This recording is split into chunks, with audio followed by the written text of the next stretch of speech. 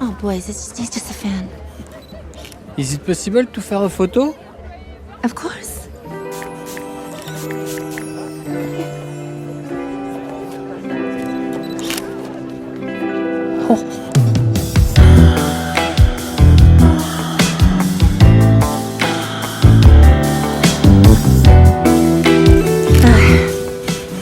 You're so messy. Do you want to come to my room to freshen up? Oh, excuse me, mais je parle pas anglais. It's okay. Suivez-moi.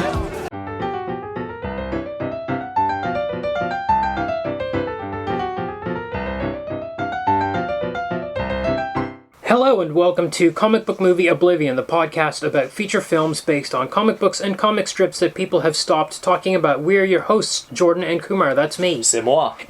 And this week we are talking about Nicky Larson and the Cupid's Perfume. Et le parfum de Cupidon. Thank you, okay. This is a 2018 French adaptation of Ciity Hunter. Or is it? But we'll get to that. Pause the podcast? Pause the podcast. I'm going to say pause. Yeah, I would too. There's some twists and turns. There's some twists and turns. I'm going to spoil a lot of the jokes. Yeah. Again. Yeah, that's it. I mean, it's not so much plot spoilers as it is joke spoilers. It's joke spoilers. There are some major plot spoilers as well. But as always, I didn't really understand some of the twists that happened. So I mean, I think that there's some serious issues with the plotting. Yeah. In this film that we'll get into. Yeah. But yeah, if you want to watch this film, and I think you might, maybe. Yeah, pause because we'll spoil the jokes. Yeah. Okay. So we got a comic book mail oblivion. Fantastic, I love it. With some clarification about the publishing history of Ciity Hunter, which is perfect because I wanted to talk a little bit more about that this week. So this email I got through Twitter was again from Aiden, Koi Boy B-Boy on Twitter. He was the one that corrected us on Akira as well. Right, okay, so a true pedant. One of us. So we don't have to actually do any research if we have a manga episode and we don't know about the publishing history, because Aiden will just be like, hey, you guys got this wrong. So he says, I wanted to write in and let you know that Ciity Hunter did have a brief English print run in the early 2000s. It was part of Raijin Comics, where it ran in their magazine and had 4 volume releases. So I did look this up, and as far as I could only find about four volumes from Raijin. Raijin was a magazine that had imagine a mini Jump with just 2 or 3 comics in it. Yeah. We had a few serials in there. And but they were in English or maybe bilingual. I can't remember. But anyway, they were owned by something called Gutsoon Entertainment, or vice versa, or Raijin owned Gutsoon. I don't know, but Gutsoon / Raijin put out these, as far as I can tell, 4 volumes, very out of print. They're one of those books that you go look around for. It's like $150 per volume, if you can even find them. I can only really find 3 and 4 and very few ones. I don't think I saw any of the number 2 This covers. is hard copies, right? Yeah, hard copies. Now, what I will say about the Manga Hot website / Comics, that's another ownership. Comics owns Manga Hot or vice versa. I don't know. So as I said, this is where it's currently being serialized online. And as I mentioned last week, they have some sort of crazy point system. Yeah. So I went on there this week because I really enjoyed this translation, which was uncredited. But Aiden knew who the translator was because he's a Facebook friend, or I don't know, just a friend. And the translator's name is David Evelyn. Okay. So I was like, well, I'm going to try to buy some of these, get on the site and buy some chapters. Yep. And it was a nightmare trying to figure out how to navigate this. Its points are you get a certain number of points based on how much money you spend. It's all the menus are in Japanese, by the way, in case anybody else is trying to get on here. But another thing was it's all phone oriented because it works like a cell phone game where you can actually play other games and earn points, or watch ads and earn points, which you can then use to read chapters. That's bizarre. So this is aimed at the Japanese market, even though you can read it in English. Even though you can read English translations. I know that it's more common to use your phone for this sort of thing in Japan, whereas we tend to be more oriented around desktop and laptop computers. But yeah, that's a bummer. It was. So I ended up just reading volume 2 of the Scanlation this week. Notably inferior translation. Yeah. Yeah, it's a bummer. It's fine, but it's not it's not really clever. That's right. Like that one. The David Evelyn translation is excellent. Yeah, shout out to David Evelyn and to Aiden. Yeah. But I will say, reading Volume 2 changed some of my opinions I had about Volume 1. Okay. In some ways. So in Volume 1, I said that I felt like it didn't age well, or it was dated. I changed my mind about that with Volume 2. And okay, go on. Here's one of the reasons why. The perversion of it is a bit different in Volume 2 than it is in Volume 1. Now, it might change again later on. But in Volume 1, he's like accidentally, quote-unquote, accidentally tripping or grabbing a woman's breasts or something like that. Yes. He never really does that in Volume 2. What happens is he gets an erection. He gets his mokori. That's what happens. Kaori's riding on the motorcycle behind him, and he gets an erection. Well, maybe. He's in bed. She says he better not get one. Yeah. Yeah. Or he's in bed, and he gets an erection, and the woman who happens to be there notices it. Yeah. He's not grabbing them. He's not necessarily ogling them. He's kind of wishing. I think part of the reason would be that a long part of this second volume, so several chapters, are about him being the bodyguard for an underage schoolgirl. Yes, that's right. So we've established that he's a chivalrous pervert, so he obviously can't hit on or even really lust after someone underage. He does. There's one point where he goes into the school and he's kind of acting like a substitute teacher, and he complains about the length of this girl's skirt, and he shortens it or something like that. That's not his ward, though. That's just some delinquent. That's right. He's teaching her a lesson. That's right.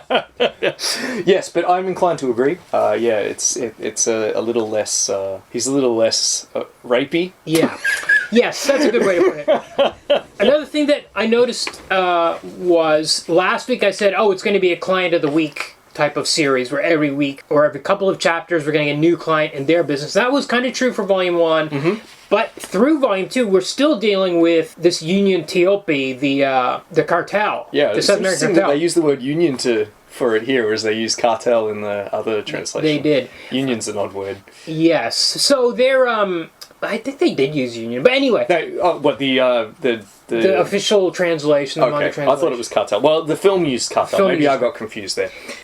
But they are like a major villain. Yes. Sometimes they're the front and center villain. Sometimes they're in the background. Like he is dealing with a client, but he hasn't sorted all the cartel stuff yet. He's hired by a yakuza boss to protect the schoolgirl, and the boss is specifically hiring him because his henchmen. His foot soldiers are so busy dealing with the union, the cartel. Yes. So he can't spare the men to defend his daughter. He has to hire Ciity Hunter. Yes. Doesn't she also hate Yakuza or something like that? She doesn't want to have anything to do with them. Yeah, something like that. Yes. Yeah, you're right. So the first half of Volume 2 deals with the leftover villain from Volume 1, who is the general with his gun arm. Yeah. And then the second half of Volume 2 deals with this school. Well, let's talk about this gun arm a little bit. This fight, because he deals with this guy. I thought he was going to be a bit of a running villain, but he's done within a couple of chapters. And they have a fight in a park, and I think somehow the gun arm is... What are they? It's triggered by... He twitches his shoulder muscles. Yeah, but somehow it's... He can't use it. Ciity Hunter manages to... Well, Ciity Hunter shoots his shoulder. Right, and those are the muscles that he uses to activate the gun. That's right. But he detaches it, and he's got knives under there. I know. And he throws two knives... And Ryo swings Kaori in front of a tree at a perfect angle so that the knives hit on either side of her head. Yeah. He pulls the knives out and throws them behind his head without looking at the guy, and they both hit, like one in the head, one in the chest. The general... So his gun arm isn't working anymore. He detaches a leg. He's got an artificial He's got a grenade launcher in his leg. So this is kind of like, it was nonstop craziness, and I started to realize, and also there's a chapter where when he's protecting the girl from this biker gang, he does this leap into the air, and everybody's like, where'd he go? Yeah. And then he actually does a butt drop on their heads. You can't jump high enough to be out of sight. And be an ordinary man. So that's another thing. They're ramping up the absurdity in this. It's super absurd, but I think I realized that this is a parody of Super Awesome Guy comics. I think we're on... I think this is actually parodying your Fist of the North Stars and stuff like that. Where it's at such an extreme level. I don't think anybody's supposed to be like, this guy is awesome. He did this awesome thing. I think we're supposed to be laughing at the fact that he jumped in the air so high nobody could see where he was, and he butt dropped two bikers at the same time. Yeah, as you said, he throws... I wrote that down. He throws knives without even looking. He just throws them backwards without turning around. Later on, he shoots the Yakuza boss's pants off. Yes. Yeah. He's just that good, as we said. He's just that good, but I think he's actually that good to parody level. That was my reading this week. Oh yeah, no one's going out and trying to reproduce the feats of Ryu, are they? Because we're supposed to. Nobody's going to the gym, working out, hoping to be able to jump as high as him. And he has super hearing in this volume too. Yes, that's right. It's got a little Astro Boy parody that's right. in there where he's got Astro Boy's hair as he mentions his super hearing. Yes. Yeah. So he's literally got kind of cyborg powers. Yes. Yeah. But he's just like a regular guy. Yes, that's right. That's right. So I also said I was annoyed last week about the will they, won't they thing in the movie, which I felt wasn't in Volume 1 of the comic.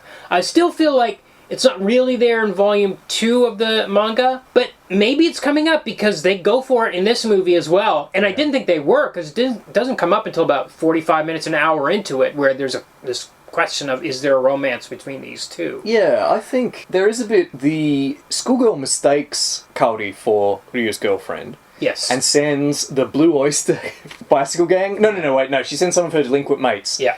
She's being pursued by the Blue Oyster bicycle gang. And I wondered if this was kind of like a JoJo... A JoJo reference? Yeah. What year did JoJo start? It's possible. Yeah.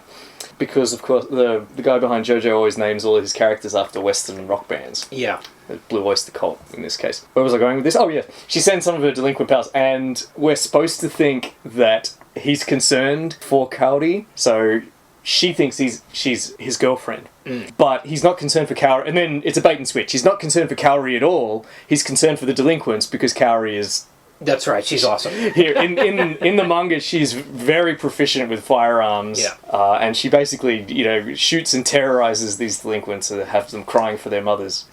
Yeah. But so I think they are. I think we're getting this. Okay. We're getting it. Okay. They're starting down that. So road, a lot of the things that I think I mischaracterized the book as much as I loved it last week. I was like, I think I was a bit wrong about things, or maybe the series is changing a little bit in some ways. I'm not quite sure. Some first season of TNG going on. Yeah, maybe so. I found a Japanese blog site with a bunch of stats about the mallet, the giant hammer.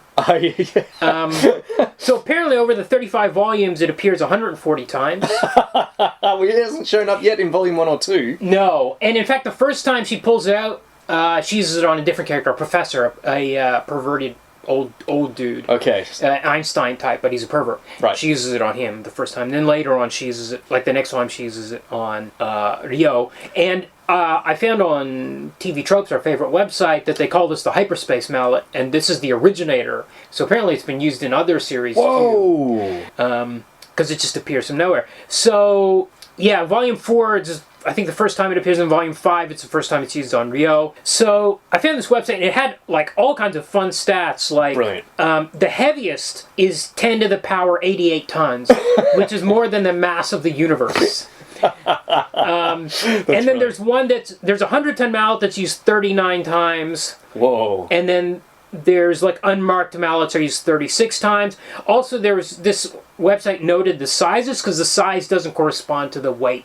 It just, there's a label on it that says how heavy it is. So sometimes like the first ones that are like 10 tons or whatever, they're the same size. Even like one's 10, one's 100, but it's just the size of a person's They're just head. made of steadily denser material. Yes, that's right.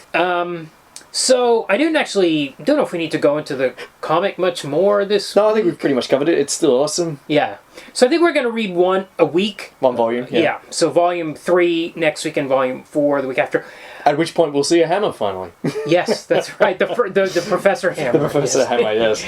Yeah. I don't think there's much else to cover. Again, I wish I could have, maybe Cormix can, if they're listening, they can, set us up with some points or tell us how to buy the points or, make it easy for people that are on computers, not their phones. Yeah. We'll give them a shout out. Fix this for us, please. Yeah. Okay, so now we get this movie from 2018. It's from Columbia Pictures, at least distribution, I don't know about production. Directed by a guy named Philippe Lacheau. Directed, written, and starring. Correct. As Nicky Larson, which was the French title of the series. That's right. The anime and the comics, I guess. But it's pretty specifically the anime series. Okay. So he was an actor turned director. Yes. So I was like, I didn't actually look up some of this stuff until after I watched the movie. I was like, oh, he's the same. He was the star and he directed it. I was like, this is a passion project. Yeah. Yeah, I think. Yeah. Definitely. Yeah. It's 90 minutes. Very brief. Now, but I'm going to say a lot of stuff happens in 90 minutes. Yes. In fact, I would pause often to take notes, and I was like, boy, a lot of stuff happened, and it had only been like 6 minutes between pauses or whatever. Well, they've got to cram in a lot of references. So there are a lot of references in this. Well, I'm going to say that I didn't pick up on a lot of... Now, you looked these up on the... I did look them up. So did you pick up these references when you're watching? Some of them. Okay. Not all. Well, I actually... The thing is, I think it doesn't matter. Because spoiler, love this movie. Oh, brilliant. And I don't know what background stuff was going on. I saw one thing somewhere, maybe the English wiki page, that said like some actress was cameoing who was the host of the show showed. She was the person that took his ticket at the desk. Okay. So, yeah, it was just like, okay, whatever. Like, none of that stuff mattered to me. I suspected that a lot of these actors in it were, like, name French actors. Again, correct. Again, none of that mattered to me. No. I just watched this 90-minute movie and had a good time without it, which is the opposite of what we had last week, where it's like, if you don't know who these radio guys are or what this song is, you're like, good point. Like, what is this? Why am I watching 5 minutes of this thing? You don't know who Leon Lai is, or you don't know who those... That is a good point. You're absolutely right. Yeah. So we begin with Mr. Mokori. Mr. Mokori. So that would be like the erection joke. If you read the comics, I don't think. Yes, this wouldn't have been in the anime. Yeah. It's very specific. Anyway, well, I mean, as soon as this movie starts, this guy's coming in for some sort of procedure. We don't know what it is. He's very nervous about it. The nurse is walking around in like a Halloween nurse's outfit. I'm immediately like, something's going on in this movie. There's an inappropriate artwork on the wall of like a person's butt, like a sexy butt art. And I'm like, this movie knows. Within the first minute of it, I was like, okay, we're here to play. Yeah. This movie knows what it's doing. And then it starts with a John Wick kind of fight where... Nicky comes in, he's fighting this big black dude. By the way, this is a character named Umibozu. Yes. In the comics. We haven't gotten to I think he's in volume 4 as well. Okay. But he's a rival Ciity Hunter. A rival sweeper. He's a rival sweeper. Or cleaner, as they call him in the film. Yeah. His French name is Mammoth. Yes. Which I suppose I didn't bother to look it up, but I assume it means mammoth. Yeah. But as you say, he's a character from the manga. And he looks exactly like I looked it up after. I was like, whoa, this is very well cast, this guy. Huge bald dude with a mustache. Yeah, and with the glasses on. And with the glasses, and they have this hilarious fight over the prone, naked, like the anesthetized naked body of Mr. Mokori. And they're doing a lot of dick trauma to him. Yes. So... and the gun, one of the guns has fallen on his dick. Yeah. And it's like blocking most shots of it. But not every shot. Not all of them, no. This movie's an R. And I want to say, usually... It's very French, because it's absolutely not shy this about is French mores... Yeah. In a way, it's the perfect country to make a Ciity Hunter movie, other than Japan, because we're going to have all this kind of Frenchy stuff in it. But usually when a PG or PG-13 property goes up to an R, I'm like, no, something's off. I think Sheena cheated by not getting an R. How that film didn't get an R, I will never understand. We don't understand, but we saw with Hellboy, it went up to an R. I'm like, why? It just made it worse. Like, it didn't help. Oh, that was terrible. Yeah, you're right. In this case, we went up to an R, and somehow it makes sense. And it's interesting that, because... If you'll allow me to digress for a moment before we go into too far into the movie, because the reason why Ciity Hunter is popular in Japan is because of a famously bowdlerized version that screened on this children's show, Club Dorothy, in the late 80s and early 90s. Okay. So which they call Nicky Larson, and it got the Robotech treatment. Right. So do you want to explain the Robotech treatment very quickly? Well, I don't know how much of it is like the Robotech. I don't know what you're going to say, but here's what the Robotech treatment is. This is a very long digression if we go into this, but it might be worth it. Once we get it's not exactly like the Robotech treatment. Let's open the tab on Robotech. Here we go. I did it. I asked for this. Okay.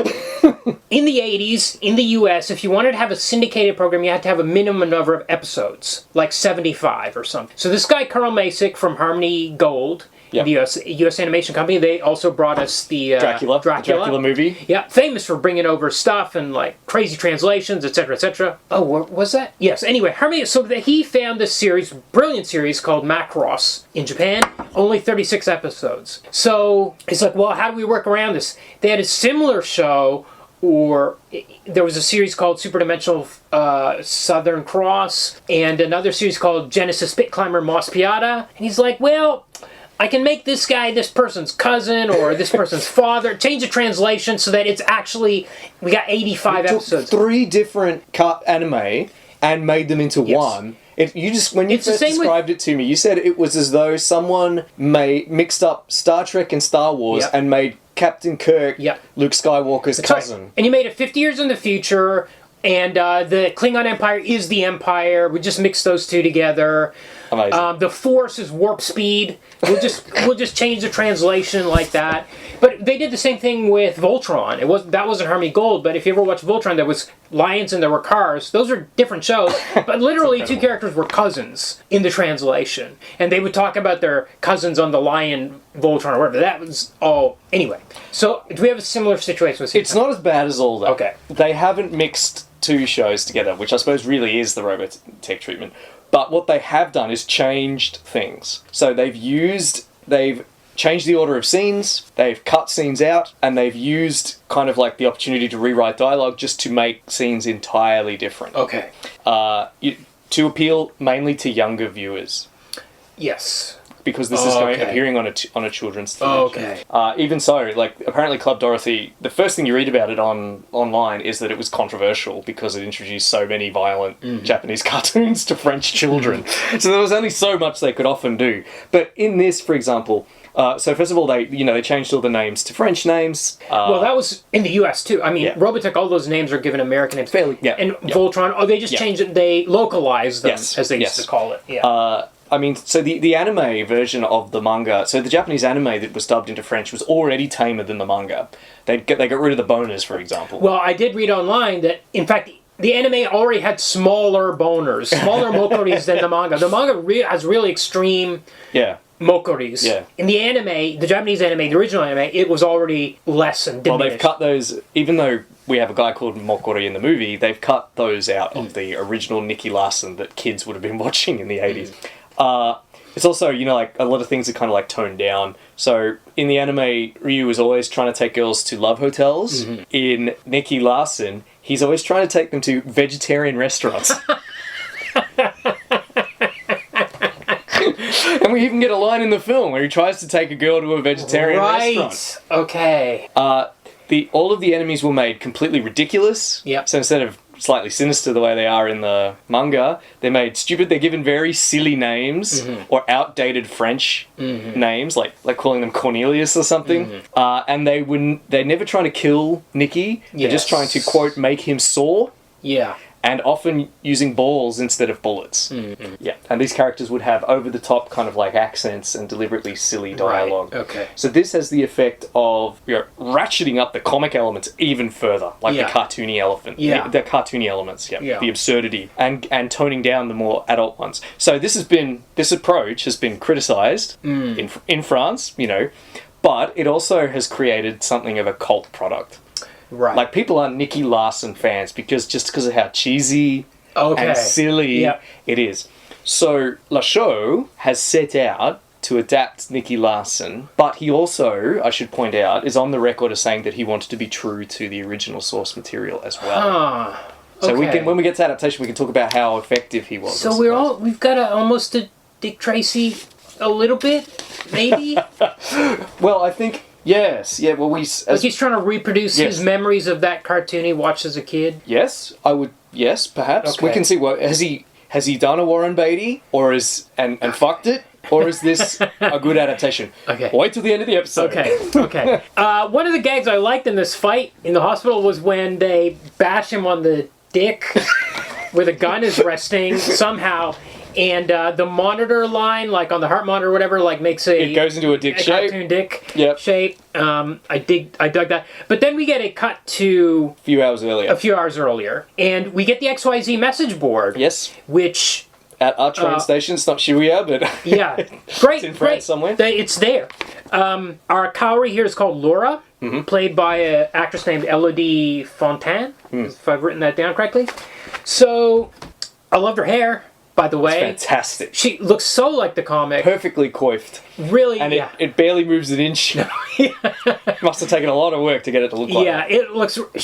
I think she's really well cast in this, I agree. I think she's so She's good. very, she's a little bit androgynous, but still very pretty. I would say, as the kids say, she's a smoke show. Yeah. And but I do think this is the one time, like, we haven't done Batman Returns yet, but there's this hilarious thing where Michelle Pfeiffer is wearing glasses and therefore you're supposed to think she's unattractive. Well, it's because she's got a boyish haircut and because... And she's got a boyish haircut and she wears that leather jacket, athletic jacket, yeah. the leather jacket, and there's something about her...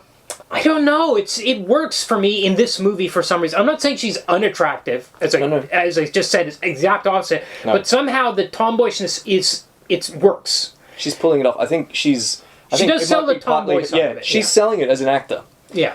The way she gives her dialogue. Yes. You can, she's grunting it out quite a lot of the time. Yeah. Yeah, you buy it, you believe it. And someone, much like in the manga, someone calls her Monsieur. Yes, by accident, yes. There's a good scene, yeah. Good moment.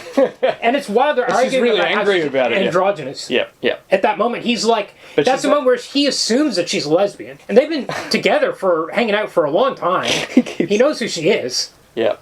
And then she argues with him about it, and then they ask someone for directions. The woman says, "You're welcome, monsieur." Yeah, it's a really great little moment. So we get to when she comes back to the apartment that they're living in, that they're working out of. She tells them they've got a client. He's like, "Is it a cute client?" Yeah. Just like in the comics, it's like priority 1. Is it a cute client? She says yes, but it's just to get him there. Yeah, and he's getting ready for the bath. Now we start to learn that they have a habit of playing pranks on each other as well. But for some reason, she complains about his... Oh yeah, so this is another thing in this movie. Except for one moment when he drills a hole through the bathroom wall so he can spy on the neighbor next door. He's actually he only pervs on women in public places, like women at the gym, women doing yoga in the park. That's true. And he never gropes anyone. No. So it's almost like, I'm not going to say legit, but it's watered down in a way that it does have it both ways, like the manga. Mm-hmm. He is kind of a chivalrous pervert because he's only looking at women who are walking around anyway. Yes. They go to a lingerie show. He's looking at the women in lingerie. Well, there's a great gag where, of course, he's backstage at the lingerie show. Oh, it's hilarious. Yeah, I love that bit. We'll get to that. Yeah. But yes, you're right. It's definitely we're under no illusions that he's sex mad. Yeah. Yet he never does anything. No, in fact... He never violates anyone's... Except for that woman who he's watching in the shower through his apartment wall. So, he's not violating people's privacy. He's not committing assault. Yeah. In fact, so there's a character who, in the comic, is Sayako. She works for the Tokyo police. Yes. She's his police contact. And she was in the movie we watched last week as the anti-terrorist... bounty hunter type character. Whatever, that showed up on the boat. One of the agents, Yes, one of the agents. So, she's Helen in this movie. That's right. She comes over, and he's like ogling her, but there's stuff going on in the background we'll talk about. He's ogling her, but he doesn't do anything. But as she's leaving, she opens a closet door, maybe by accident, and a blow-up doll pops out with her face taped on it. So he doesn't, grope her. He has a secret sex doll with her face, just a printout of her face taped on. Printed out picture. And what does she say? She says, "Pity I'm not smiling." Yes. The photo. Yeah. Something like that. Also, right at this opening scene where they're talking about this client, Laura says, complains something about Nicky, his sexuality, and she opens the closet door, and a pile of porn mags falls out. Swimsuit mags. Are they pornographic magazines? Probably they are. I think they're like lingerie catalogs and... Maybe it's a mix of everything. Yes, and he said, because there's so much. His reaction is sorry for reading, which I laugh. This was the first 5 minutes of the movie, and I was cracking up all the time. But the thing about this gag was it reminded me of that very poor version of the gag in Dragon Ball Evolution, where Master Roshi had one bikini magazine. Yeah. This is how that gag was supposed to work. You're absolutely right. This is the way. They should have opened a door and Master Roshi, all those magazines, should have just an avalanche of magazines. And then he should have said, they're collector's editions, like every single one. Then she says, go see the doctor. And he says, you mean that man with the perverted porno pictures? He says, do you mean that perv with the porno pictures? With the porno pictures. And it turns out, of course, it's just a psychologist with Rorschach blots. Yes. And because he's such a sex hound, every Rorschach blot has boobs, a butt. Yeah. You know, two girls kissing. Yeah. Yeah. And then a final one is naked archery. Yeah. And we can't see the photo. And the psychologist just looks perturbed. Yeah. And then he looks at the iPad and it really is naked archery. A bunch of archers naked. And it turns out that the psychologist likes to do archery in the nude. Yeah. And this comes up later. It does. In the movie. There's a callback gag later on. Yeah, there is a callback, which... It's such an obvious joke, but I did chuckle. Yes. Sometimes the humour is a little obvious in this movie. I don't know. I was in shock. These first 5, 10, 15 minutes, I was like, I cannot believe how much I was laughing. I had to keep stopping it. There are some really obvious things. Notes down. Did you notice there's a picture on the wall of his apartment? Le Chevalier du Zodiac. Yes, I did see that. Knight of the Zodiac. Oh, I did not put that together. Okay. And there's a lot of Mozart in this film. And as you said, they play pranks on one another. Laura puts a crab in Nicky's bar. But he catches it, and he's like, haha, it didn't get me, and then it reaches out and grabs his nuts. Yep, it sure does. And then they play the Queen of the Night aria from the Magic Flute, which is the... Yeah.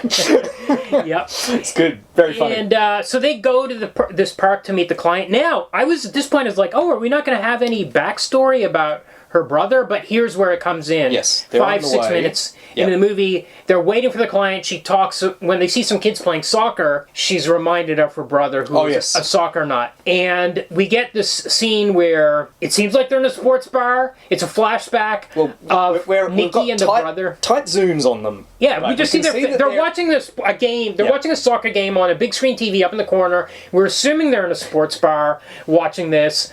And then the brother makes some sort of comment about how Nicky's a pervert. I want you to look after my sister if anything happens to me or something. Or it's her birthday. I can't invite you. You're a pervert. That's right. And he's like, I'm not a pervert. What are you talking about? And then the camera pulls back and we see her in a strip club and there's a woman grinding on him as he's having this conversation. Literally gyrating on his lap. Literally, she's like scissoring him, like her legs are on either. It's crazy.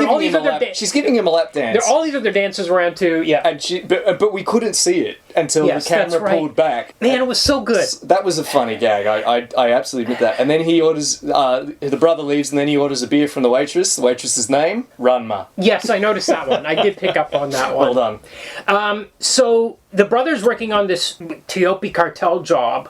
Mm-hmm. And they're trying to find the head guy, the Black Hand. And as he walks out, this guy, there's a little traffic accident, but actually it was a setup, and he's shot dead by this guy in the back seat who has a kind of tattoo of a skeleton. On his left hand, it looks like. Yeah. Yes. Yeah, so he's killed by the Black Hand. It's the bones of the hand. Yes. So it covers his whole hand. Yeah. And he's Black Hand, I think it's established at that point. That's right. And so Nicky comes out and he sees the body dying and he holds him up and he makes a promise to protect his sister. And it looks very much like the scene, how it plays out in the comics. Yes, it does. Actually. Yeah. I should say we only see Black Hand's hand. We don't see... Yes, that's right. We don't see his face. We don't see the assassin himself. No. We just see the... So... I wonder if that'll come up later. Yeah. So now they go to the park and they're in the park and they meet the client. And the client's name was it Letelier or Dominique Letelier or something like that. But importantly, his first name is Dominique. Okay. Dominique, which is a gender-neutral French name. Right. Okay. Wonder if that'll come up later. Well, I didn't know it was... Okay. All these things you say I didn't predict any of these. No, I didn't predict it either. I forgot about Black Hand. You couldn't predict this thing with Dominique. No. You couldn't. No. Because it doesn't make any sense. No. So Dominique has a love serum created by his father called the Cupid's Perfume. Yes. And if you put it on and then somebody smells you, they fall in love with you. But there's an antidote. If they get it within 48 hours... It can be reversed. If you don't get the antidote within 48 hours... The effect's permanent. You are permanently infatuated with the person... Wearing the perfume. Who was wearing the perfume when you smelled it. The way this perfume works is very nebulous. It's a bit, it's a bit complicated. A couple times I was like, wait a second, who has to wear it? Who has to smell it? It seems to only work once, straight away, or not straight away. It can only affect one. It's magic, basically. This is magic perfume. Well, I thought, okay, this is a crazy thing to put in a kind of quote unquote like a movie set in the real world. Well, to have a love serum, but it's not. It's like the comics. This isn't the real world. It's not any more bizarre. Uniform in the first scene. Exactly. Or, like, poor old Mr. Mokuri gets... Oh, no, that's coming later. I was going to say, poor old Mr. Mokuri gets about a dozen syringes in his face at one point. Yes. So, I think he's hiring them to protect the serum. It's not super clear, actually. He says that, people are after the serum. Yes, that's right. And he needs them to, keep him safe, or it safe. Yeah. It's not quite clear. Okay. But sure enough, people definitely are after the serum. Yeah. Because the very next thing that happens is a rubbish bin blows up. It's a distraction. Someone grabs the case, which contains the serum, drives off on a motorbike. We get our first instance of Nicky's improbable aiming skills. Yes. He shoots a bullet. The bullet, incidentally, has Ciity Hunter engraved on the base. Yeah, in English. Yeah, in English. And it pops the tyre of the motorbike. The motorbike skids, crashes, knocks another bloke off his feet. I didn't think anything of it at the time, but this is an important point. Very surprisingly important. Anyway, we'll get to it. Well, this is yes. So then, and then Laura and Ricky set off in pursuit of this person that snatched the case. Yes. But not before Laura. So first of all, neither Ricky nor Laura believe the perfume is real. Yes. This is bullshit. There's no perfume that can make someone fall in love with someone. So why does that matter? You're being paid. Why did he even bring the perfume? Whatever. So to prove it, I suppose it's because Nicky's reluctant to take the job. Yeah. Because this guy Dominic is like a big fat guy. He's not a cute girl. He's not a cute girl, so he's reluctant to take the job. Laura's trying to get him to take the job. He doesn't want to take the job. He's not buying the idea about this perfume. Neither is Laura, frankly. So in exasperation, Dominic sprays some of the perfume on his wrist, grabs Nicky's head, puts it on his wrist, and he says, "Bam! Now you're going to fall in love with me." And he does. He becomes obsessed with him for the whole movie. It's played really subtly, though. It is played subtly, but it's like when he's looking at Helene, that moment I talked about before. Yeah. His mind keeps in his mind. It's Dominique Letellier that keeps popping into his head. And later in the movie, when they're on the job, he actually calls him up and he's trying to make small talk with him. That scene is really funny. And at the very end, she's looking at Dominique's phone. And he'd gotten a text from him, and when she scrolls up, he sent all these pictures of himself, like doing like preacher curls and stuff, bicep curls and stuff. It's really. By the way, this actor was one of the things that surprised me about him being director was he's incredibly buff. Yeah. And I'm like, when was he? After I read that he was a director, I was like, when is he doing the reps? Like, how does he have time to be that fit while he's directing and acting in the movie? Crazy. Anyway. Question. Yes. So there's a funny scene. We can see them in. We've got close zooms on the characters as they're talking to one another. We can't see them below, say, their elbow. And Ricky's saying, "Well, this perfume's going to be not going to work. It's not going to work on me. I love women." And Dominic says, "Can you take your hand off my hand while you're saying that?" And then we pan down, and of course he's caressing the guy's hand. Just little things like that. Yeah. It's quite funny. But Laura's still not buying it because she just thinks Nicky's a maniac. Yeah. So unfortunately, she sprays herself with the perfume, and who does she approach? She approaches like this dork. After the explosion, she somehow falls on him. But she was going over to him anyway, wasn't she? Or was it someone else? No, I don't remember where she was going. It was an accident. She landed on this guy who was established as being this kind of weirdo. He seemed like a... Because he played soccer with kids. He played soccer with the kids, but he was like really careless and slammed one of the kids into like the sign. Yeah. I think he's meant to be this super dorky guy because he's kind of got shoulder length hair and he's always wearing. He looks like he's wearing a floppy hat. Groundskeeper or something. I don't know what he was working as a groundskeeper, and this character is absolutely the worst thing about the film. Every time he was on screen, I was bored. Yes, but he's not. Nothing is on screen for very long in this movie. Good point. Before it moves on to the next thing. That's fair.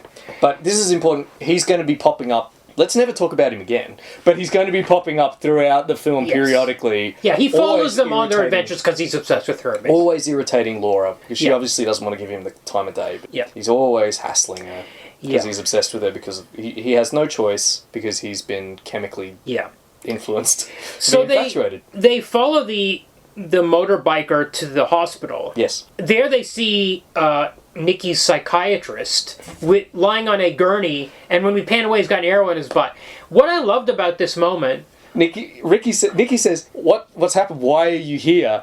And he says, oh, I had a little accident. He's lying on his stomach. And then, as you say, we pan back and we see the arrow sticking out of his butt. Yeah. It's like, when Nicky asked, he must have known instantly why he was there, because he has an arrow sticking out of his What ass. I love about this moment is that the hospital gown is over the...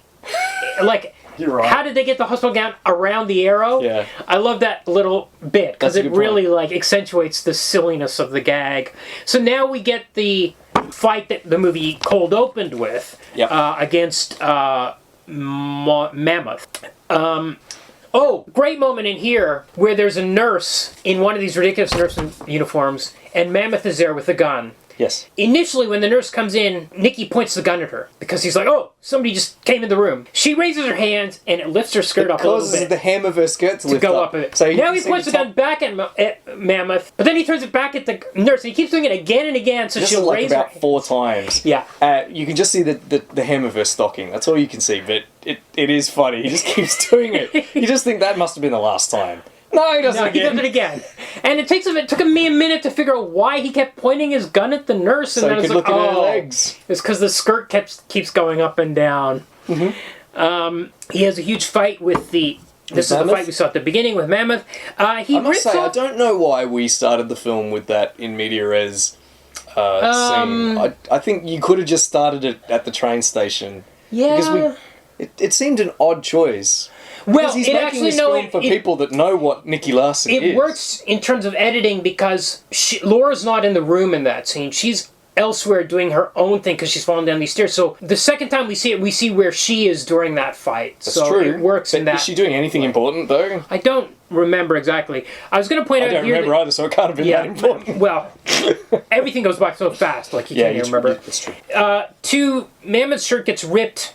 2 holes so you see each nipple on each side. Didn't we have that last week in some... Wasn't there a scene in... Yes, when he was assaulted by Yun Biao, he pulled the shirt off and off his butt cheeks as well. Oh. The homosexual guard assaulted him. Oh, that's right. Yeah, you're right. But in this case, it's because he applied a defibrillator to his chest and it burned away... That's right. The spaces over the nipples. Yes. So Mokari is on the table. He gets shot out the window. Lands on a bus full of nuns.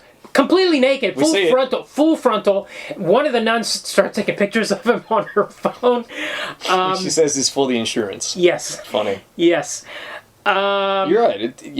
Yeah, it's definitely funny. But he manages to knock Mammoth out. Yep, they get the suitcase, the wrong suitcase. Well, can I just say another gag that made me laugh? Yeah. We're spoiling every gag. Yeah. He puts him on a gurney. Yes. And leaves him in a corridor. And as he's leaving, he sees someone's chart on another gurney. It looks like an old lady, I think. He picks it up, he looks at it, he smiles.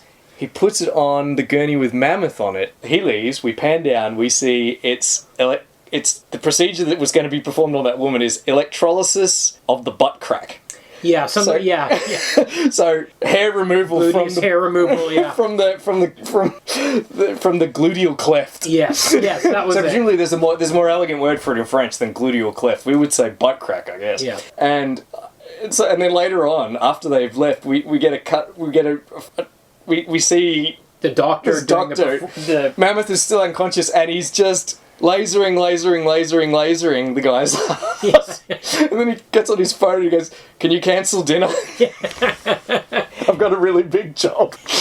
Yeah. It's a good joke. Yep. It's obvious, but it's a good joke. Yep. So when they open the suitcase, the love potion is not in there. No, it's someone else's. It's been switched with the guy that Mammoth hit on the motorcycle at the way back in the park. Now at this stage, I'm like, okay, they're gonna find this guy and sort out the suitcase, and that guy's not important. No, this character becomes one of the main characters of the movie. This guy, he becomes a player. He's a faction. Yeah. That because he accidentally finds out what the potion, when he opens it, he sees something and he thinks, oh, it's cologne or whatever, he puts it on himself. His mother-in-law, who doesn't even remember his name, she mistakes him for her daughter's previous husband. Yeah, an ex-husband. Immediately comes on to him. Crazy scene where she's coming on to him. She strips off. Yeah. I'm pretty sure her breasts were fake, as in pretend. Yes. So she was wearing Mayor some sort of... Mulcahy was wearing a fake penis too for the bus scene. Maybe. Usually male nudity is prosthetics. Okay. But I don't know, maybe not in French movies. These were pretty definitely prosthetic breasts. The actor who played the mother-in-law is a well-known French comic, apparently. Okay. I might have Googled her. Okay. Her breasts aren't that big. So... Right, so he's a complete loser. Yeah. A nebbish, timid, ineffectual. Yeah. He's gone home to his family. They have no respect for him. His wife has no respect for him. His son abuses him. Yeah. His mother-in-law doesn't even remember his name. He puts on the perfume. His mother-in-law comes on him. To his credit, he figures it out straight away. Figures it out. And he's like, oh, I got to use this. Like, but we don't know that yet. Yeah. Because what happens is Nicky is panicked. Because he knows he's only got 48 hours before the effects of this perfume becomes permanent. And his identity is too bound up in the fact that he's a sex maniac. Yeah. That the idea of settling down with Dominic is horrifying to him. Yeah. So he calls in Helene, the police officer, for help. Asks for a favour. He wants the prints off the case. He wants the prints off the case to find out who owns it. They use that to track... They go to his apartment. They find the family all tied up. This is where they're asking for the directions to his apartment. This is where Laura is mistaken for a monsieur. Yes. Also, they're looking for apartment C17. Doesn't sound very important. Okay. But C17, this is a reference to Dragon Ball. Oh. This one I didn't figure out on my own. I had to look it up. Okay. This is from the list that I got off the wiki. Okay. C17 is the name of Android 17 in the French dub of Dragon Ball Z. Oh. C for Cyborg. Okay. So, in the apartment, they're tied up because Mammoth has already been there. I don't think it is Mammoth. I think it's the... Didn't they say it was a bald guy? Okay. Alright. Then it was Mammoth. But there is another faction. Okay, there is another faction, but how did they know? Because she used Helene to get the fingerprints off the suitcase that he has. How did anybody else figure out? I think this is a plot hole. It is.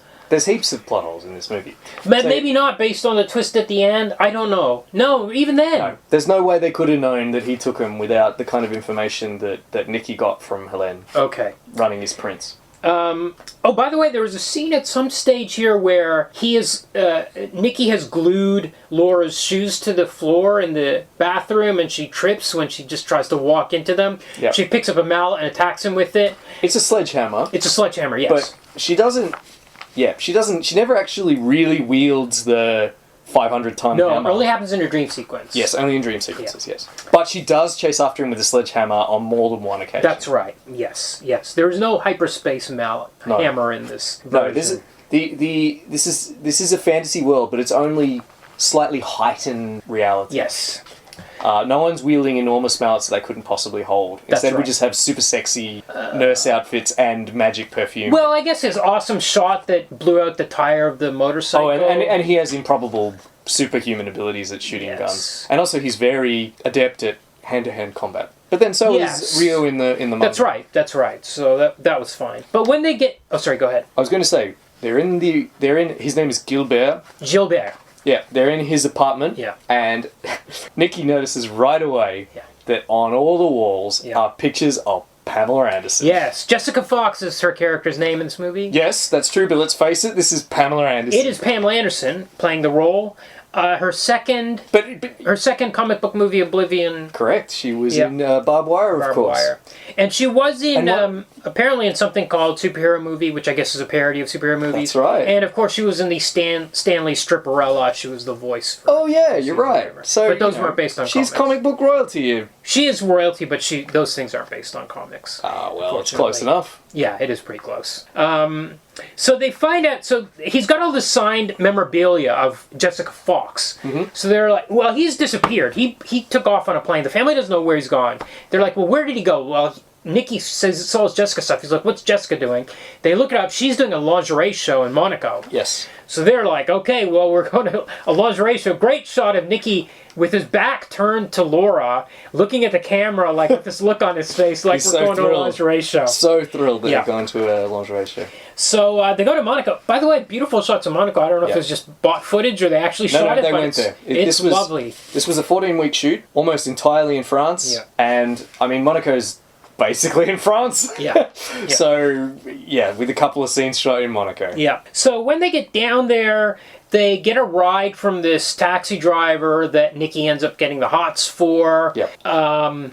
But she turns out to be like an enemy mole from some enemy faction. I have no idea who this faction is. No, I don't think they're the cartel because I don't think they're associated with Black Hand. They just seem to be... I don't know, but it almost didn't matter because the guy said various bad guys are after this or something. But also, we later find out that he... Yeah, okay, well, look, what I'm going to say is... I didn't know quite who they were. I guessed it was this group or that group. I guess maybe it was cartel or maybe that. But it kind of doesn't matter because things are moving too fast. Yeah.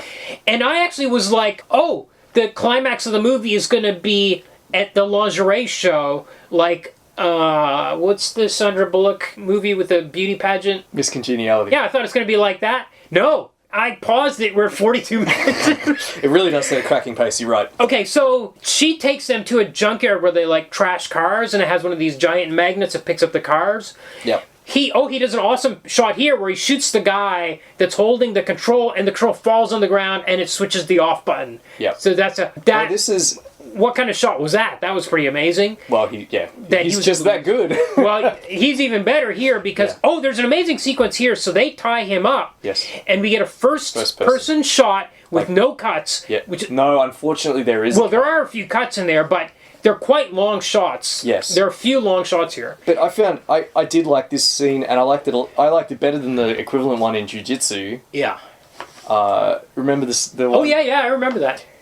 It's much better because it's funny. Yeah, and he's not using martial arts on them. He's using the magnet. Yeah. He's using that giant car funny. Magnet. It's really funny. They shoot him up with a truth serum, first of all, an infallible truth serum. Yes. And after he's been shot up with it, he kicks it out of the bad guy, who's in the credits is just called Black Gloves. Okay. It kicks it out of his hand and it hits one of the mooks in the neck. Yeah. And he pulls it out. And he's like, oh, that didn't hurt too much. But he has been affected.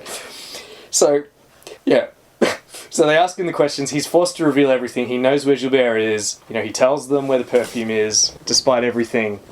And then I think they're just going to kill him. But then the guy who's been injected with the truth serum in his neck, someone asks him. They're closing in on Nicky to presumably put him out of his misery. And then jokingly, the guys say, "So, have you got any secrets you need to tell us?" And the guy says, "I'm a mole." Yeah. And then they all pull guns on him and they say, "What are you? You're a mole? God damn it, I knew it, because you disappeared yesterday. Where were you yesterday?" He goes, "I was sleeping with your sister." Yeah. Yeah. And he says that there's some line about how she wasn't that good looking, but she'll put out. Someone says, "Is she hot?" Yeah. And he replies, "No, but she never says no." Yeah. Yeah. And then they just get in this huge brawl. Yeah. And again, this is all from Nicky's perspective. Yeah, all first person perspective. Yeah. You can see his hands moving around in front of him. And then he's in the distraction, he's able to free himself. This is a great sequence. You know, he's kicking the remote that's holding him up out of people's hands. We pan down, we see his foot. He stamps on the button. You know, that frees him. Then he's having a fight. We're seeing the punches and so on. You know, he uses the magnet to suck up all their guns. Yes, by stamping on the button. Yeah. Another guy, he stamps on it again and a hook comes down. He gives the guy a wedgie. Yeah. Hangs his undies on the hook. Stamps the button again, the guy's up, you know, the fight continues. Every now and again, this guy will swing into frame because he's being swung around on this hook.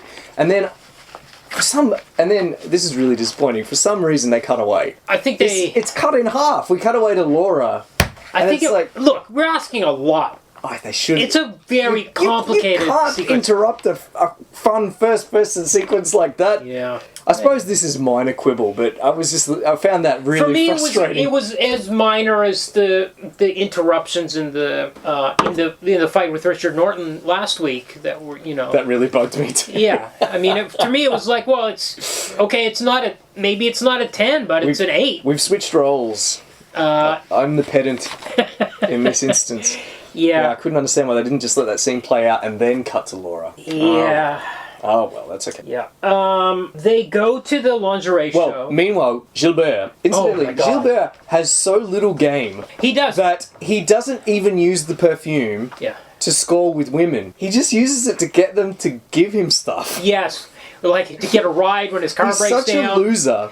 Yeah. So first of all, he's just using it all the time. His ambition is Jessica Fox. It's just to get to Jessica Fox. He arrives at the airport. He's too late to board. He puts on the perfume, and I don't know. Are lecherous old ladies? Is this a funny French stereotype? Anyway, incidentally, the woman behind the check-in counter is played by Dorothy. Okay, the woman from Club Dorothy. Yes. And of course, it's pretty subdued, but she's got she gives him a wink, and she lets him board the plane. Yeah. Again, he gets... The potion doesn't make you a horn dog. It just, makes you, love that person. That's infatuation is the word. Yes, because it's like Nicky calling up Letelier on the phone and trying to make small talk with him. It's not really an aphrodisiac. No, that's right. But also it's context sensitive. Because it's very definitely an aphrodisiac for Pamela Anderson. But in the case of it's not like she doesn't jump on him immediately, you know what I mean? Like, they have the Sudoku contest and all that stuff first, Well, it's because he has so little riz that she has to seduce him with this Sudoku contest when she clearly just wants him to jump on her. Yeah. Anyway, it's context sensitive. The potion does what he wants it to do. And hilariously, he's just so limp-wristed that his only way he can imagine using this potion is just to get to Pamela Anderson, with whom he's obsessed. So there's this great... the rental car hire girl, who is really beautiful, gorgeous. She's hanging off him. Yeah. And she's given him this... She's given him this car. And she goes, "My number's in the glove box." And he's like, "Vroom, vroom. Thanks." Yeah. He drives off. Yeah. Then he puts the wrong petrol in the car because he's such a loser. He puts diesel in it or whatever. And he's broken down on a mountainside. And these 4 models... Yeah, lingerie. They're on their way to the lingerie They're on the way to the lingerie show. So they are lingerie models. Yeah. So these are as hot as you can possibly get. Yeah.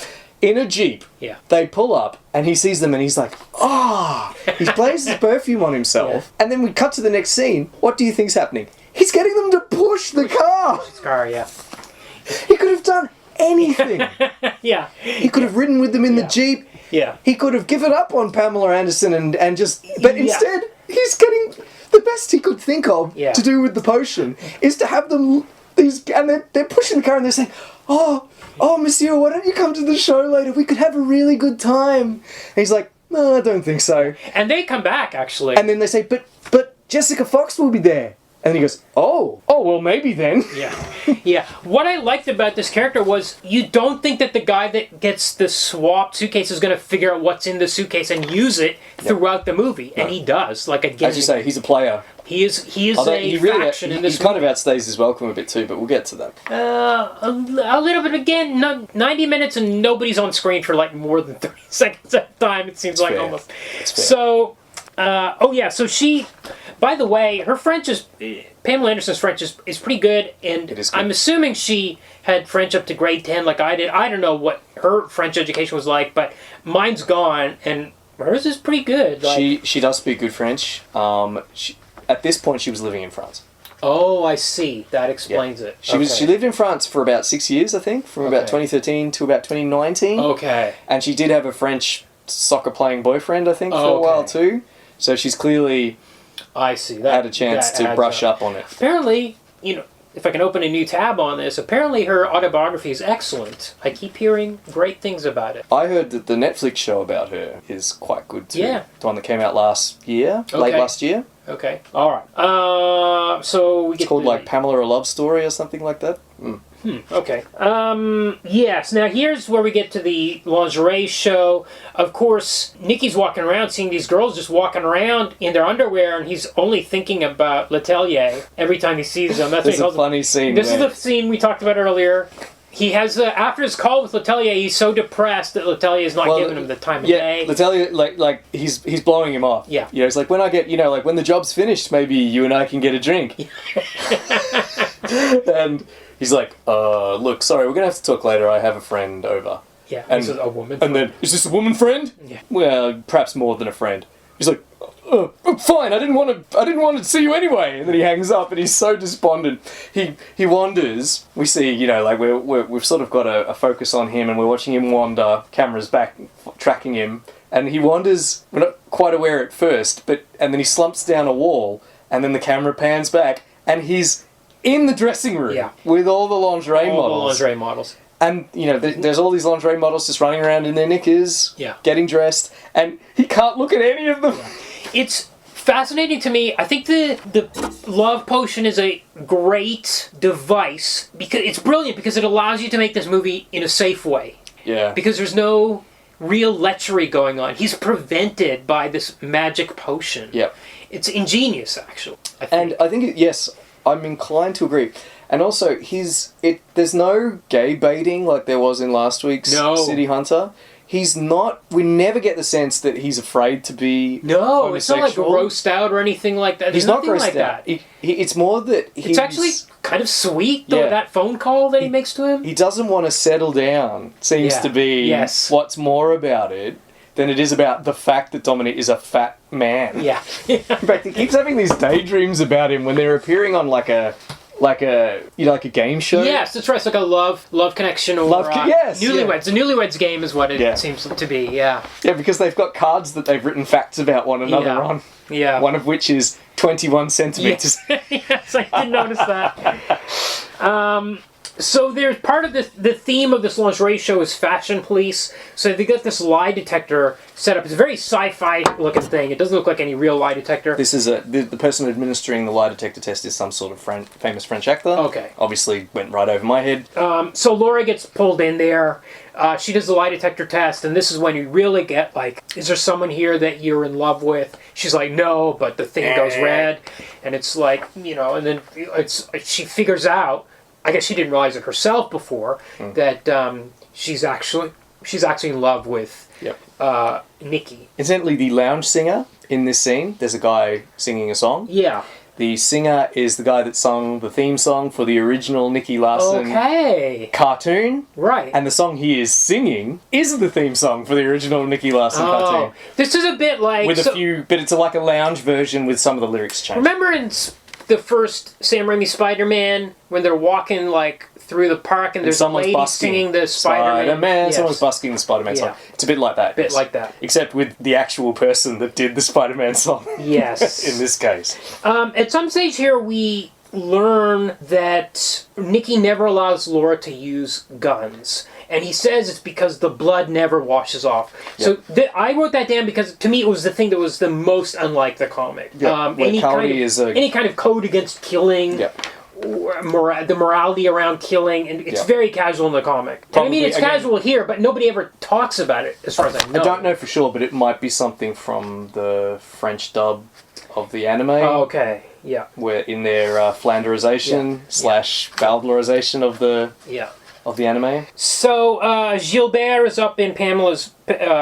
Jessica's room with her. The girls that he had driven up see them up there and are jealous of Jessica, so they throw a lobster at her head, which knocks her out straight into his crotch. She's handcuffed Before that into happens, the bed. though, she starts her... So, they're, as you said, they're having a seduction scene. Yeah. Her agent calls. Yes.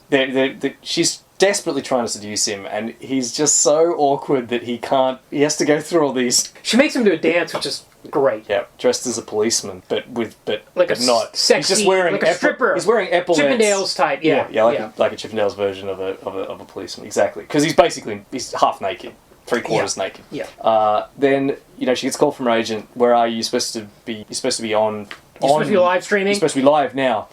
So to keep him there, she handcuffs him to the bed. That's right. She starts her live stream. She gets hit with the lobster. She lands face first in his crotch, is knocked out, but the camera has landed at the edge of the bed, so it's still streaming. Yes. And so now he's having a chat with all the comments the live comments that are coming up on the phone. He's just basically telling them about himself. I grew up here. I'm X years old. It's that we see the shocked reactions of the people that have tuned into the live stream, including an old man on an island. Oh, I did not even catch that. It went by too fast. With a beard and a mustache. Okay. And sunglasses. It is, of course, Master Roshi. Okay. I'm going to watch again for a little bit. And his family are watching, and his son is like, right on, Dad. Yeah, go Dad! It's the first time his son's shown any respect for him. Yes. But meanwhile, there's all this hijinks about trying to get the serum, and Nicky has attached a chain to the bed, drives off in their car, and it yanks the bed out of the hotel. Very expensive, complex special effects sequence here. Stunt, yep. Where they're dragging this bed down the highway, and there's a big chase with the bed being dragged behind the car. I haven't really seen... I think there was something in Lethal Weapon 3 or 4 where they were pulling someone down a highway like that, but I don't really think... But he's on the bed, yeah, and he's handcuffed to it, and he's live streaming it as he's being dragged down the highway at top speed. And that annoying guy... The other guy is there as well. Pancho is there too. This scene outstays its welcome a little bit, I think. A little bit, but they keep adding stuff to it. Like one of the bad guys gets shot out the window, and there's a slow motion scene where he's flying all the cars. Yeah. Mammoth has joined the chase. He's caught up with the various factions. He gets in a car to hijack it, and it's a student driver. This gag's been done before. Naked Gun. Naked Gun. It's so much better in the Naked Gun. It is better, but it doesn't play out quite the same way. I think it's pretty... Because actually there is a difference here because he's got the foot controls, which she doesn't have. I think it's a pretty pale, insipid take on this. Look, once again, I'm going to say Naked Gun is a 10, and here you've got like a 6 or 7. That's not bad. That's not something to complain about. It's just not a 10. I think you'll find I can complain about it. But moving on. So after this big... I actually didn't write a lot of notes because just a lot of stuff was happening. Yeah. Basically, Laura ends up captured by the bad guys. Yes.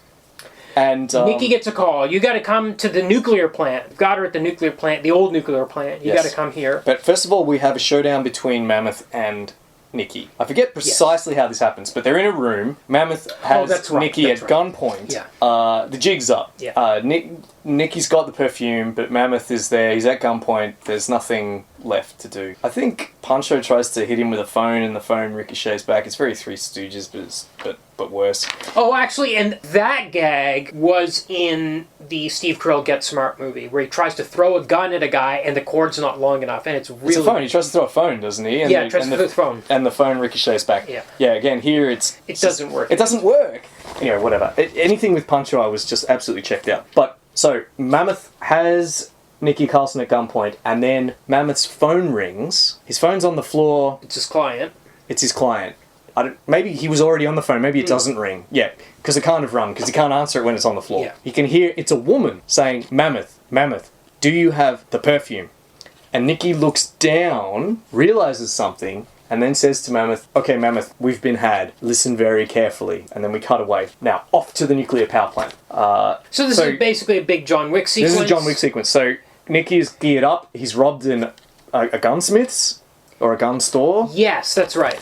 And he's doing a John Wick style takedown of all the guys in the power plant. Yeah. But to Mozart, but in this case it's the Lacrimosa from Mozart's Requiem.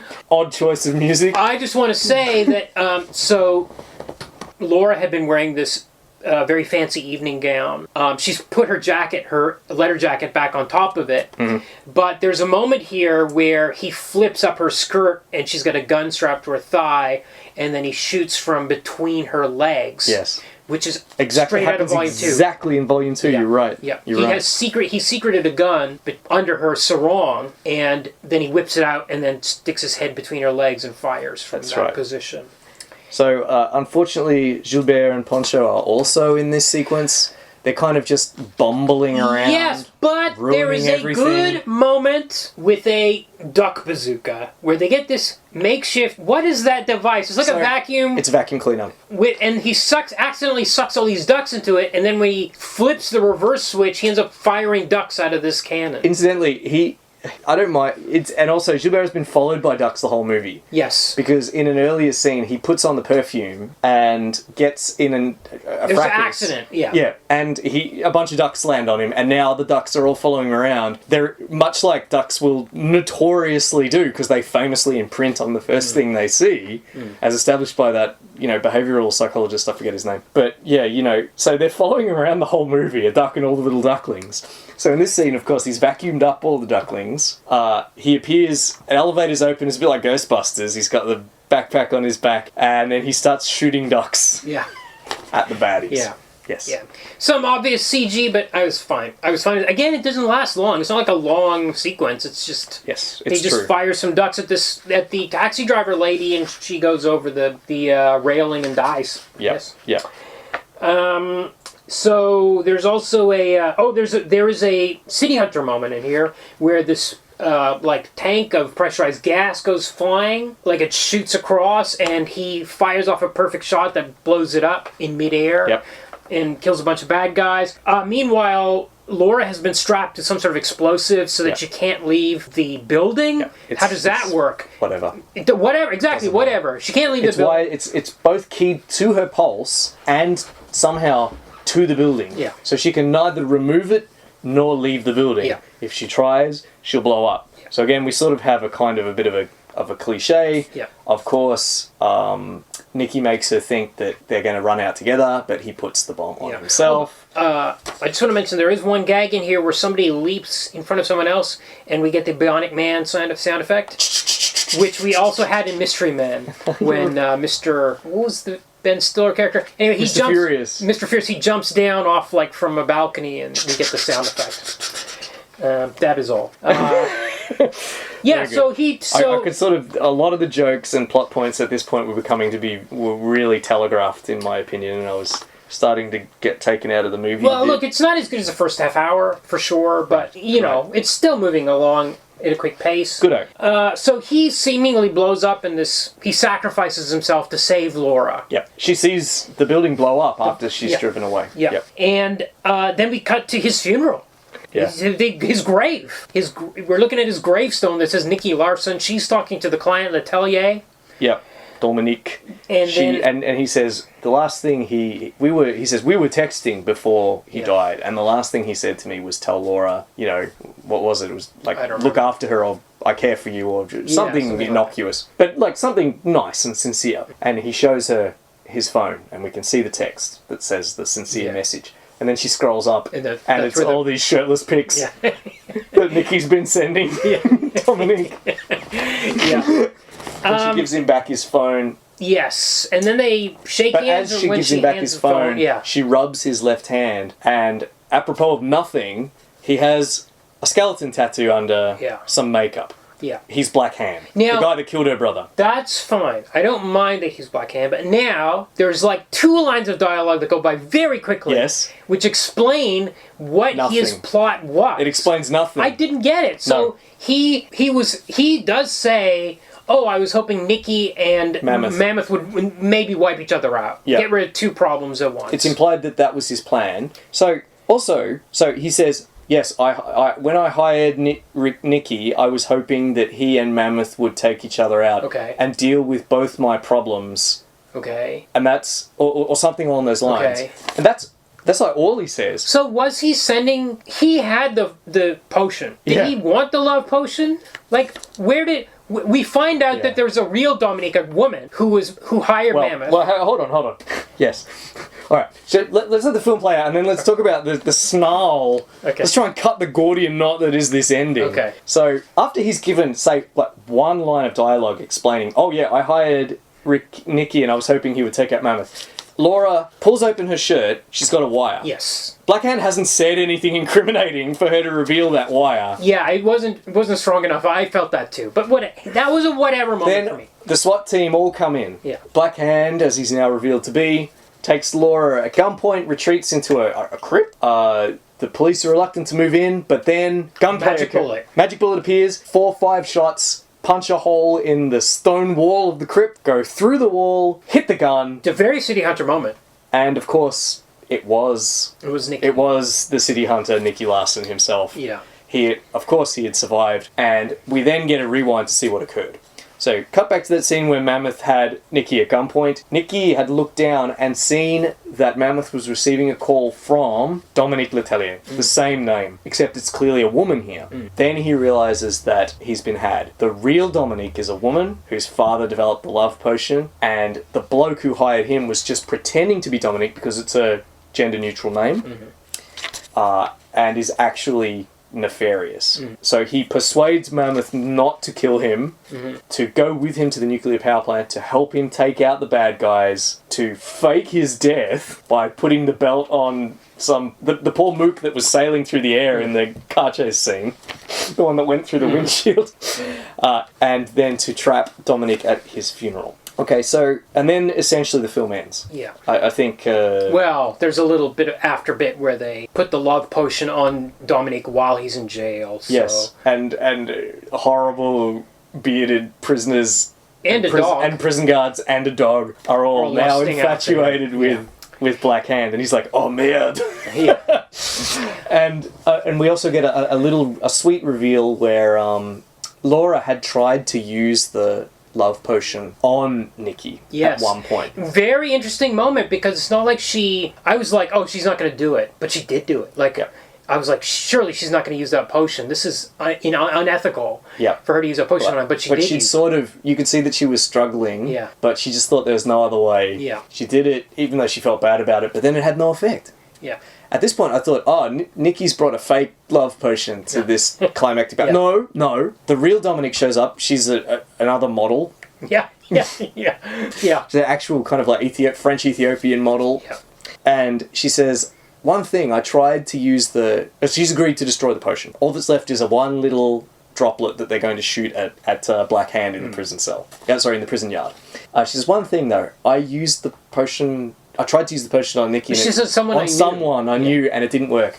And she says, impossible, it works on everyone. She said, well, it didn't work. And she said, look, the only way it couldn't have worked is if that person was already in love with you. Yeah. So it's a sweet moment, but it winds it back to will they, won't they? Because they both have feelings for one another. It's almost back to square one in a sense, Yeah.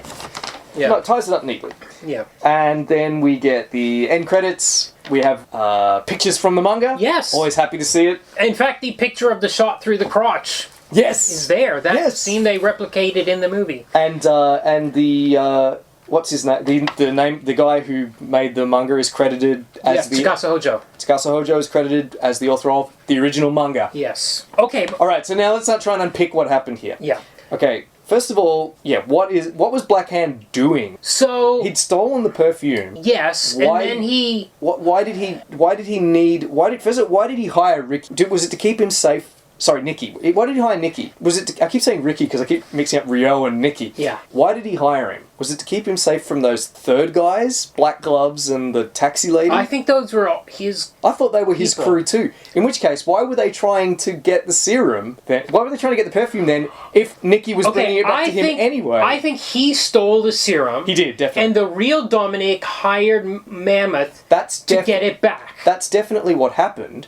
Because Mammoth was on the phone to the real Dominic in that scene. Yes. So he shows up on the motorbike, he steals it back, so now we've got... So both Nicky and... Here's the thing, both Nicky and Mammoth think they're representing the real Dominic. Yes. But here's another thing, why would Black Hand even pretend to be Dominic? Yeah. Why would he bring the perfume? Yeah. Why does he need to prove that it works? Just show up and say... I need a bodyguard. Someone's attacking me. Well, okay, here's...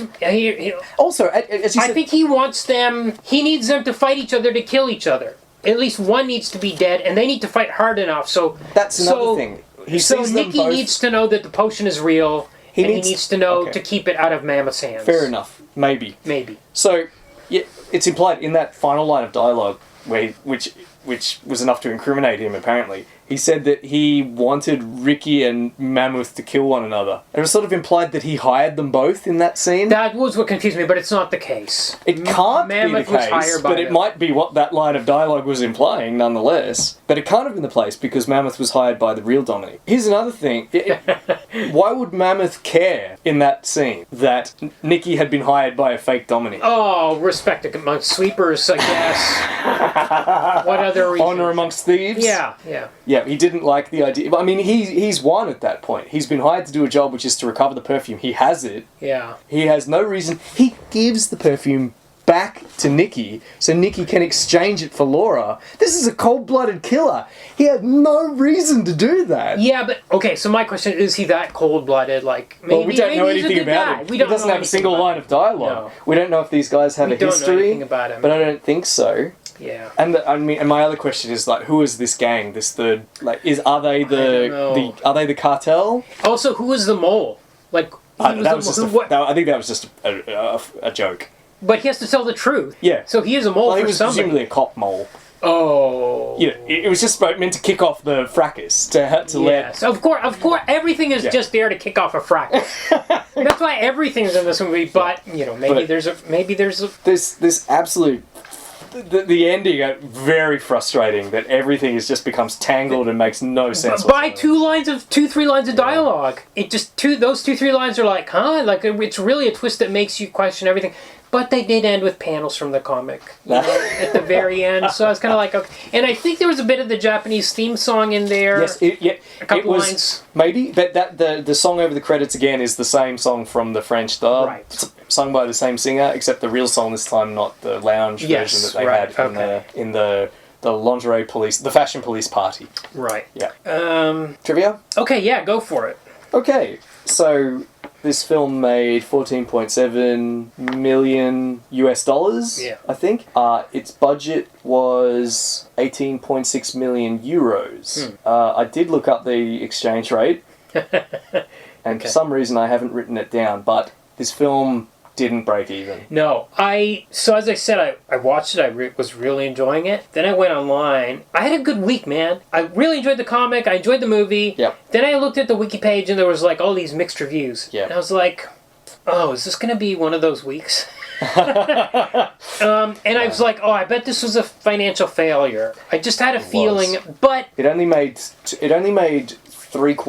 75% of its budget. I think it was expensive. Like, this is a slick movie. 18.6 million euros is a lot of money for. I felt like it was real. Like movie. that sequence on the highway with the bed was like, this is all the CG effects, the bullet time, all that kind of stuff was. This is not a fly by night. This is not Korean Dragon Ball or something like that. No. This was a real deal. This is looked like a real big budget movie. In fact, the next movie this guy made was some sort of superhero movie. That's right. That's right, it was. Before this or the one after this? I stuck it on the list. Yeah. the cheat list, anyway. Yes, that was the next film. So I was like, a movie that's expensive, how are you going to make its money back in Europe? It's not like I heard about people talking. It didn't get an American release or anything, so it was like, this movie's not going to make its money back. No, it didn't. Yeah. It did, however, get a Japanese release. Okay. But it only made 144.5 million yen. Okay. So that's, to put that in perspective, not adjusted for inflation, that's 1/5 of what Jackie Chan's Ciity Hunter film made in 1993. Okay. Only like $1 million US. Yeah. Not very good, unfortunately. And this would have been the other big market for this movie, obviously, aside from France. Yeah. Would be Japan. And, Yeah, you'd think so. Didn't do I think Italy might be the other big market. I'm sure Ciity Hunter is very popular in Italy.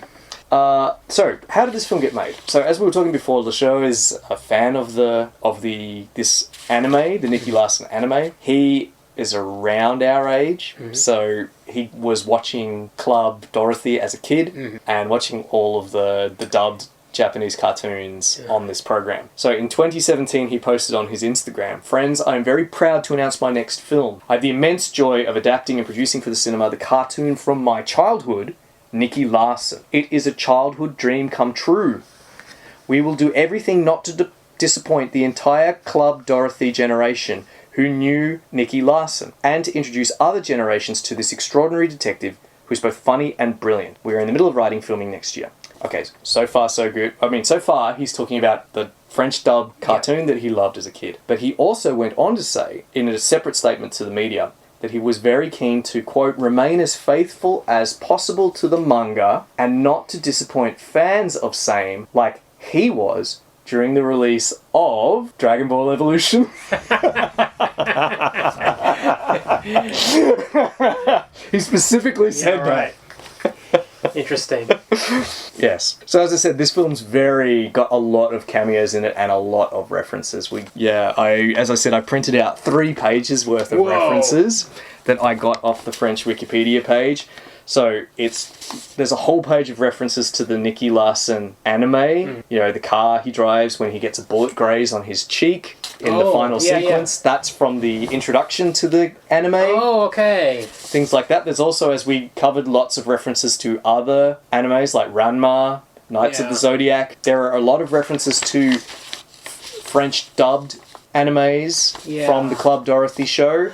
So, I don't think we're that far off the Marvel movies, at least the early ones, where there's a lot of stuff where if you'd read the comics, you're like, I know that guy, or I know what that is, or something like that. Yes, but it seems like more, though. Cranked up even really more, because it basically, the French Wikipedia page separates the references into 3 categories. Okay. References to the Nicky Larson anime, references to other anime, and finally, what I've described as references to other stuff. Okay. Which is mostly just French popular culture. Yeah. So you have to be familiar with French popular culture in order to get... I've got about 30 references here on the page, and it's all just kind of like French songs, French sketches starring some of the actors that appeared in the film. Oh, incidentally, Gilbert and Poncho, both friends of the director. Oh, okay. Explains their excessive screen time, and they'd appeared in his breakout film, which was called Babysitters. Okay. I think he's used the actress who played Laura Élodie Fontan in 2 other movies at least as well. Right. I noticed. Yeah, I mean, it's a passion project, so he's got his mates in. Yeah. It's kind of like an Adam Sandler movie, except way better. Yeah. And it's just chock full of stuff that he knows the audience is going to do, the Leonardo DiCaprio thing. Too. Yeah. Okay, is it votes time? Yes, I believe it is. Okay. All right, so as I said earlier, I've given away. I've shown all my cards. I really did love Volume 2 even more than Volume 1. I'm kind of getting into the rhythm of it, I think. So it's still a yay. Yeah, same for me. I like these comics a lot. Yeah. Okay, this movie, I've already, again, shown my hand. Indeed. I just was in disbelief. Especially the first half hour, I was like, how's this working so well? I thought all the pieces really fit together pretty well, plot-wise, too, despite the shooting themselves in the foot in the last 5 minutes of it. Again, it was just moving so fast, and I couldn't believe... I was really surprised by Gilbert and how much he played into it and how, crucial he was to the progression of the plot. And also that it was, again, I can't believe it was just 90 minutes that they kind of crammed it all in there. Surprising to me. Okay, what's your vote on it? It's a tough call. I like all the things you like about it. Mm-hmm. But some of the things that didn't bother you really bugged me. The plot problems really were I started asking questions about halfway through and never stopped. Okay. I really liked the first half hour. It's really good. As good as anything. Just, so funny. Yeah. So many funny moments. Yeah, it's fire. The first half hour, yeah. And then sort of the second, and then the next 2/3, and especially the last half hour I felt was really just starting to drag. The jokes started to be telegraphed, and Gilbert and Poncho, especially Poncho, getting way too much scene time. They should have just bundled Gilbert off once his kind of like role in advancing plot was done. But he's still there, and I feel like it's because he's a mate of the director. Yeah. Oh, it's tough. Well, I have to say, as I was watching it, I was like, this is so great. And then as I mentioned, when I saw there were mixed reviews, I was like, oh man, Jordan's not going to like this. Well, how can I disappoint you, Kumar? In that case, it's a nay from me. Okay. I just found it, so many great moments, but ultimately it doesn't fit together the way it should. And I was starting to get a bit impatient towards the end. Josie and the Pussycats, I gave an A. I gotta give this one an A too. This is way better than Josie, and I was fine with Josie.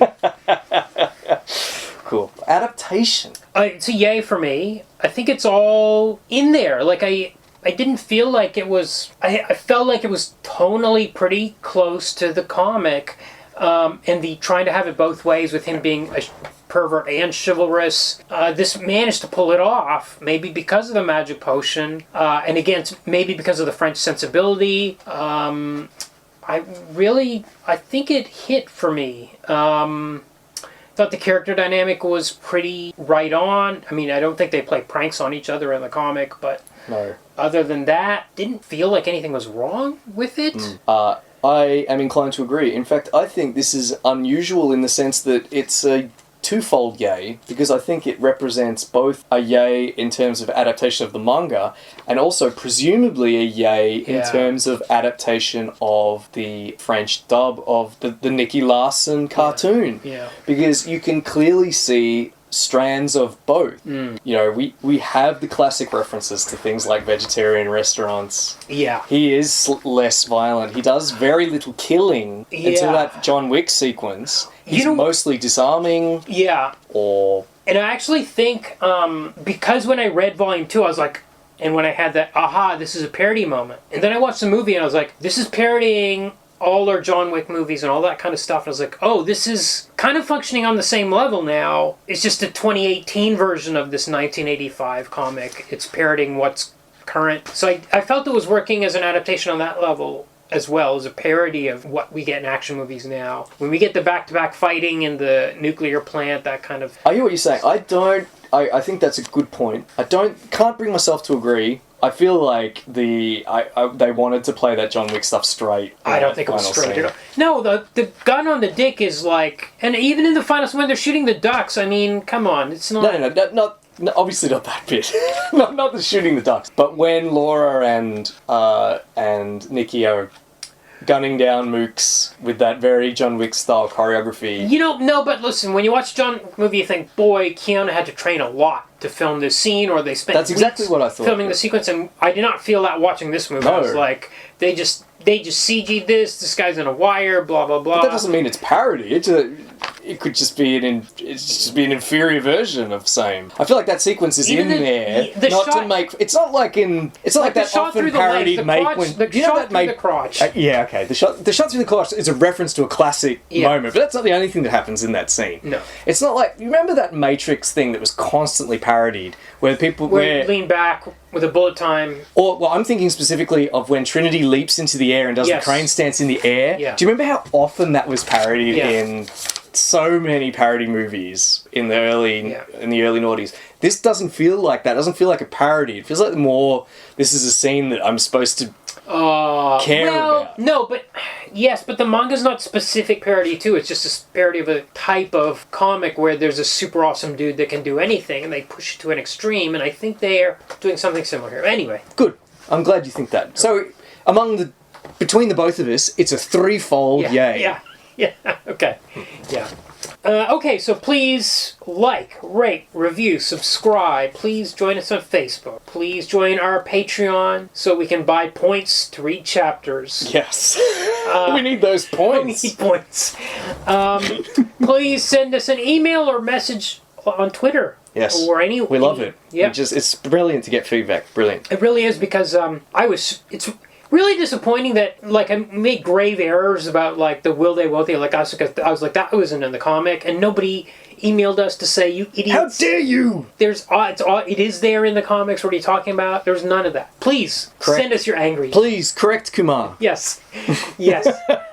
I'm waiting with bated breath for your corrections of Kumar. Yes. Okay, so next week, so I actually miscalculated the number of weeks before the release of the Netflix Ciity Hunter movie. So we had a spare week, but then we discovered there was this other hardware type unofficial Ciity Hunter movie called Manga. Yep. And at first Another I was Hong like, Kong one, yeah. Yeah, and then I was like, it's from 1996, almost a sequel to the 93 version, in a sense. Had trouble finding it, but actually, then it became easy to find. Somebody uploaded it to YouTube literally like 2 or 3 weeks ago. It's a sign. It is a sign. Well, maybe they knew the Netflix one was coming out and thought this is the time to drop this. Or maybe they're fans of the show. Maybe. And just too shy to tell us. But there's a version on archive.org as well, and that one has better subtitles. Brilliant. From what I've seen. Well then, it is out there. So you have to search for Manga or Ciity Hunter, or I had to search a few different ways before it finally... Sounds like material for next week.